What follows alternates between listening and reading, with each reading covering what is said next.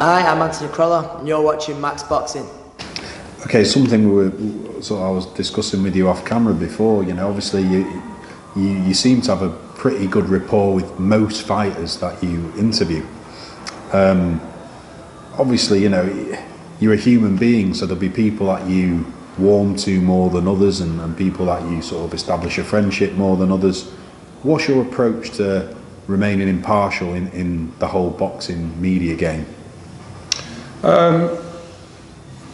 The approach would be to firmly sit on the fence with things, as much as that drives people mad.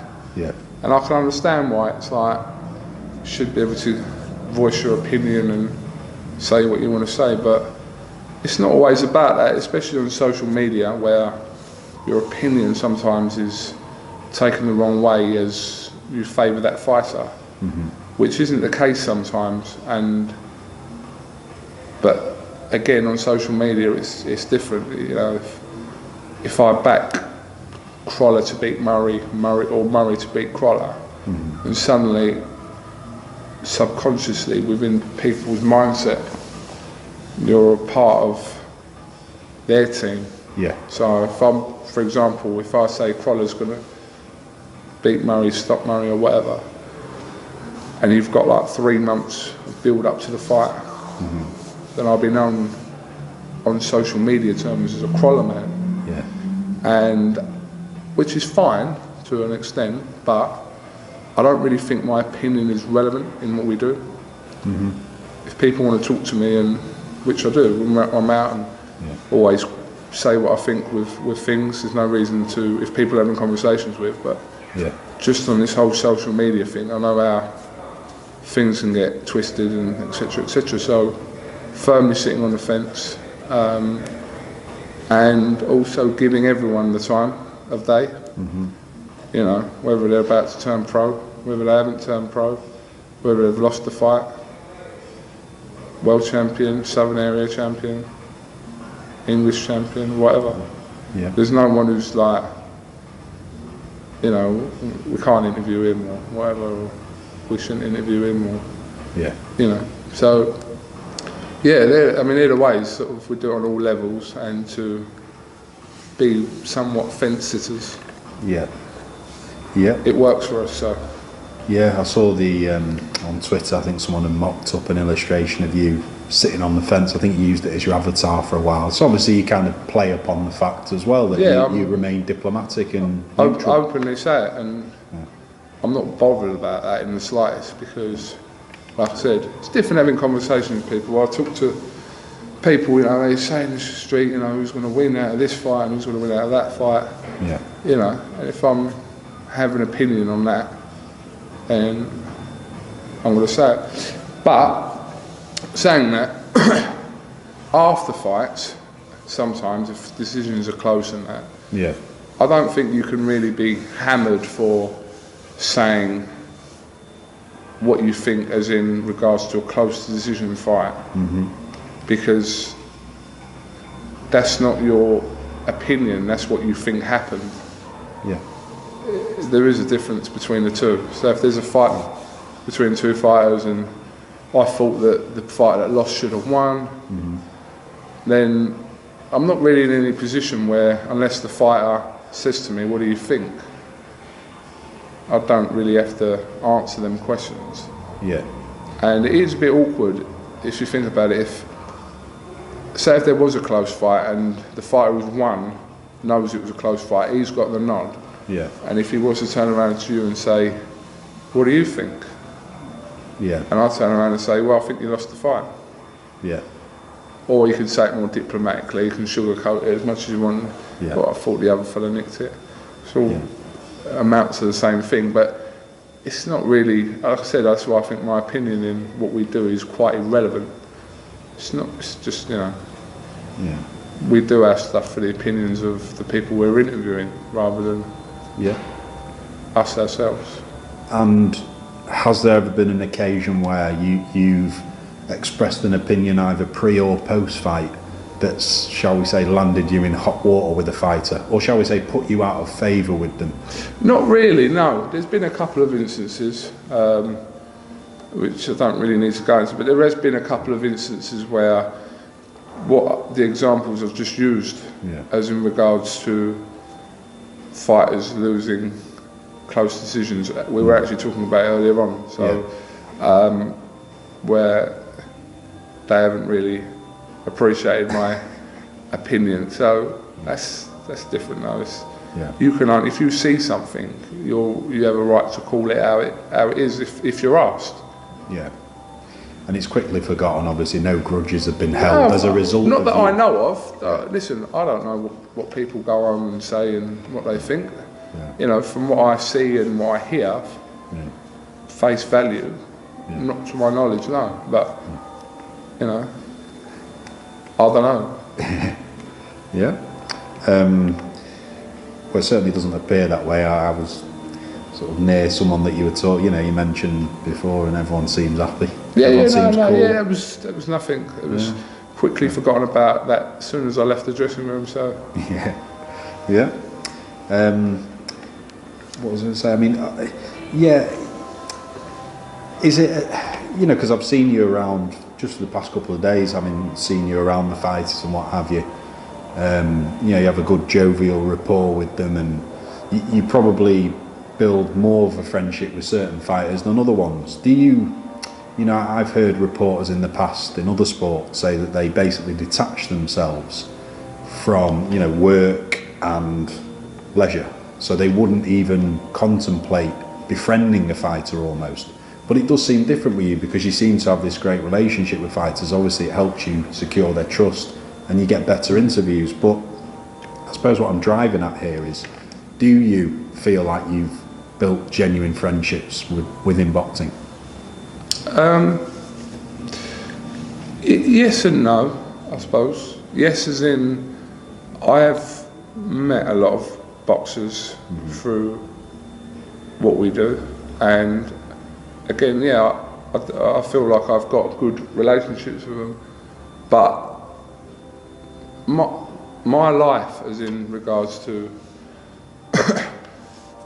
if I stop doing what I'm doing, then the majority of the people that I interview and stuff, I may or may not, keep in contact. Keep in contact, but it's I'm always on the circuit, if you like, so it's a bit different. You kind of see the same people quite regularly on a regular basis. So but that's always. I'm not saying it's a strictly work thing, because I have got friends who are boxers, who, we talk on the phone and we might go out, etc., etc. And that's fine. There's nothing wrong with that.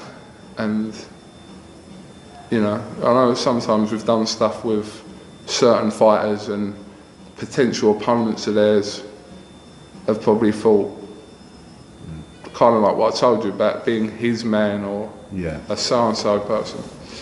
But that's I'm not worried about that, to be honest.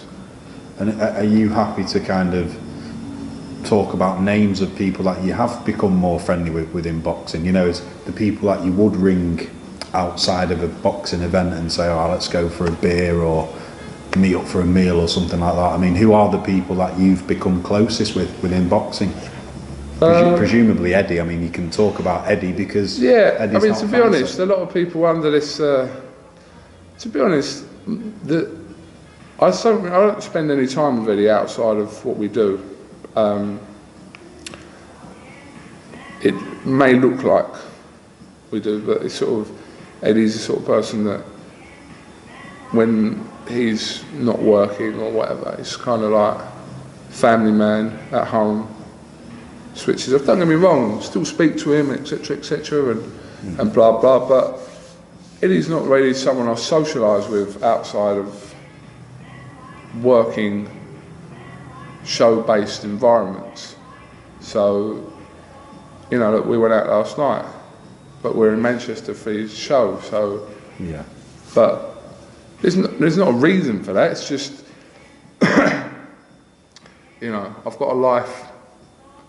As difficult it could be to imagine, I've got a life out. I've only been doing IFL TV for 3 years, so there's also obviously going to be I wasn't suddenly born in 2010 and this is my life. This is what some people think.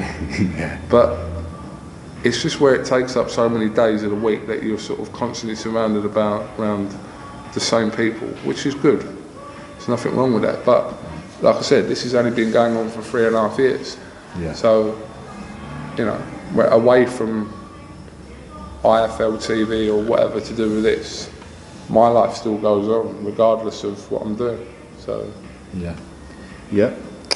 I mean, I suppose I'll get on to obviously I know outside of boxing you're a big Gooner, big Arsenal fan. I'll get onto that in a minute. But I was going to say, obviously, social media, you're big on social media. It's one of the tools that you use to disseminate all your work, all your videos, particularly Twitter. I was going to ask you, what's the most random or amusing proposition you've ever received on Twitter? Could be about anything. I know exactly what it is. I know exactly what it is because there's a guy, I won't mention his name, but he said to me on there that I'm allowed to sleep with his sister because he thought I was a legend. Right. And I actually met that guy at a show. Yeah.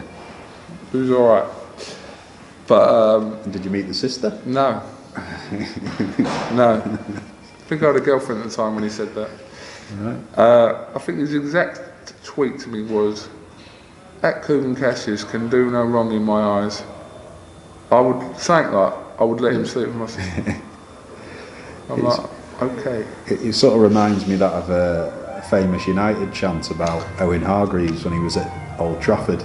Something about, "I'd let you sleep with my wife. Owen Hargreaves, I'd let you do my wife. I wish I had curly hair too." So yeah, it sort of reminds me of a Owen Hargreaves chant that. Well, yeah, fair enough. So that's the most random thing you've... Yeah, no, it's just a thing that just sticks in mind. There's loads of Yeah. strange things that people say to you, but Yeah. yeah. And just talking now specifically about your interviewees, you know, the people you've interviewed, who would you say, in your opinion, who's the funniest interviewee of all the boxing people that you interview? You know, the person that you look forward to interviewing him because it's just a laugh. Probably Tyson Fury. Right.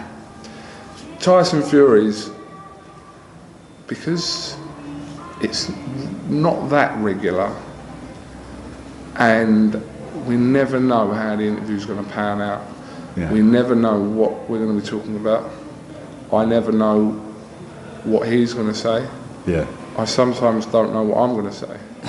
So it seems to be, I don't know what his wife thinks of some of our conversations we have, but I'm sure she knows Tyson by now. But yeah, to be honest, I like, as a funny sort of interview and someone I like to interview quite often, as much as I can.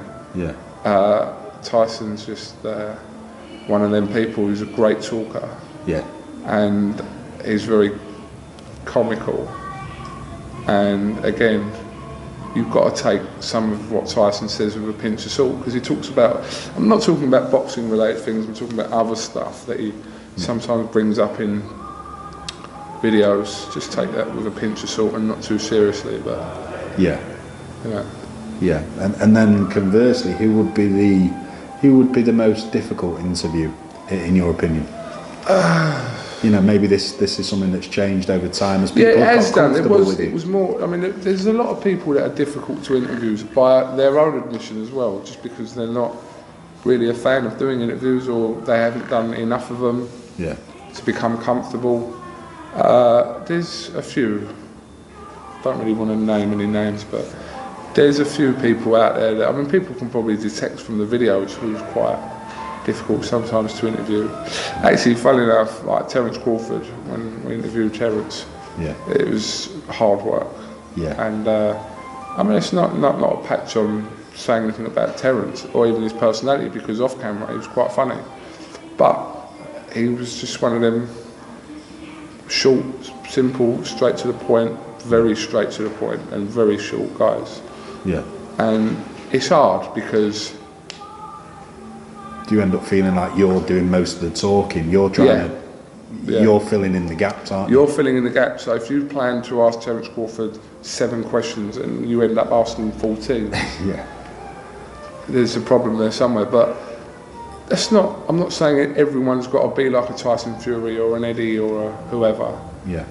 But you're going to get personalities in boxing, whether it be here or wherever, that are going to be of a different personality, if you like. You're not going to get everyone who's the same. It's just not everyone's going to be outspoken and blah blah. But where we've been doing it for 3.5 years, and there's been a lot of different fighters interviewed on many times, they're just becoming more comfortable.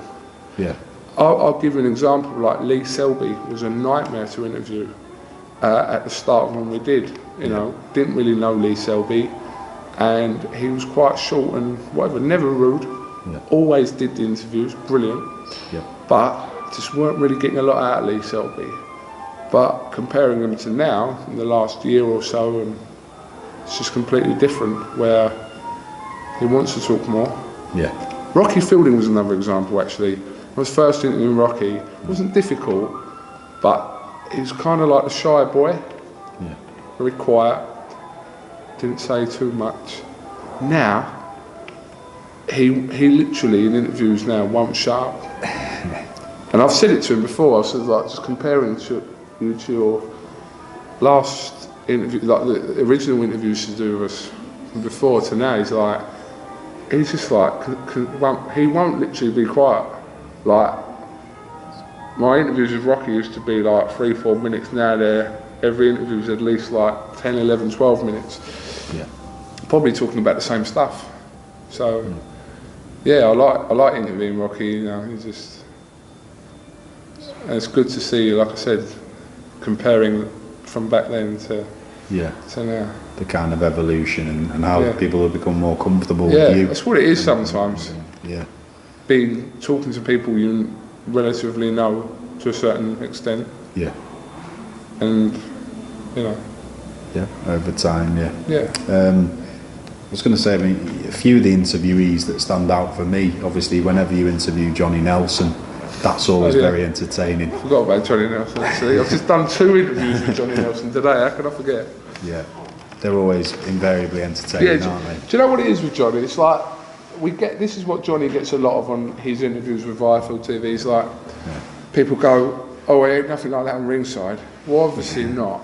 No. You know, listen, there's a mould that Sky have, which is quite rightly so as well. Yeah, they keep it PC, don't they? Yeah, of course, you've got to. Yeah. And Johnny's got to keep it PC, and Adam's got to keep it. They've all got to do it like that, which is what we expect from a show that's on Sky Sports. Yeah. You know, the weekly magazine show. I see glimpses where I know Johnny Nelson a little bit better now. Yeah. I see glimpses of that personality, very, very small glimpses in the banter he has with thingy, and then he comes onto our thing and he's like, just like a madman. But it's good. It's good because he can do that stuff there. That's his job. Like, come on our thing and relax a little bit and talk about whatever he wants to talk about. Yeah. And then seen a couple of interviews recently with Ty and Booth, and there was one with Ty and Booth and Lee Noble. I think even the title of the video you'd put a very random interview or something like that, which obviously prepared the people who were going to watch it. But yeah, they seem like random, you know, very, very funny characters. Yeah, do you know what? Ty and Booth, what it is, when we do our interviews, there's not time to interview a winning fighter and a losing fighter. And it was always a case of some of the fighters that were, say they'd, you know, lost a few fights, and we always got a bit of, oh, you don't want to interview me. It's never been the case. It's always been a case of we need to prioritise our interviews. So whoever wins the fight, they're the priority. And bearing in mind, we've only got a 5-6 minute gap between fights to grab interviews. Yeah. It's not easy getting the winning ones, let alone the people that have lost the fights. It's not because they've lost the fights, but you have to, if you're going to pick one, you need to prioritise the people that have won the fights. common sense to do that. Yeah. And Ty and Booth, I only interviewed Ty and Booth once because he drew with Ryan Aston, I believe, yeah. So, if there's a draw, obviously that goes out the window because you have to get both of them. Yeah. And I interviewed Ty and Booth, and I had to cut a lot of the interview out. So, the interview that's on there at the moment isn't the full cut of what Ty was saying. I didn't think it was appropriate. Some of the stuff, as funny as it was, wasn't appropriate to go on our channel. So, but I just sensed that Ty's an absolute, I don't even know what, he's not like a lunatic nut, I'm not saying that, he's just very peculiar, and it's like watching something like, I don't know. I was going to say, you know, especially the dynamic when they were playing off each other. They were very uninhibited, I think is the word. They just say what they think. There's like, seemed like there was no filter. They just said what they thought. Yeah. So like, I interviewed Lee Noble quite late as well. Like, you know, I was at a show where he beat Fiddler on one of Dave Caldwell's shows. I think it was the first time I'd interviewed him, and he was just like off his head. And then I saw them together. And I thought, I'm just going to get them together. Ty weren't really up for it. Yeah. And then got them in the changing room. And I thought, do you know what, I'm just literally going to let them go on. I was going to say, yeah, in comparison, it had no relevance to anything to do with boxing or whatever. No. It just, you know, it had nothing to do with boxing. But it was just so like, it's one of them things, it's like a car crash. It is actually like a car crash, because like, you're watching it, you're laughing, and you're thinking, why am I watching this and why am I laughing? And they're brilliant now. They're like personalities. They're so like, you ain't going to see it otherwise. No. You ain't going to see them being like that. It's funny. I think it's funny. They're a bit odd and a bit out there, but it's funny. Absolutely, yeah. I was thoroughly entertained watching it. Really enjoyable.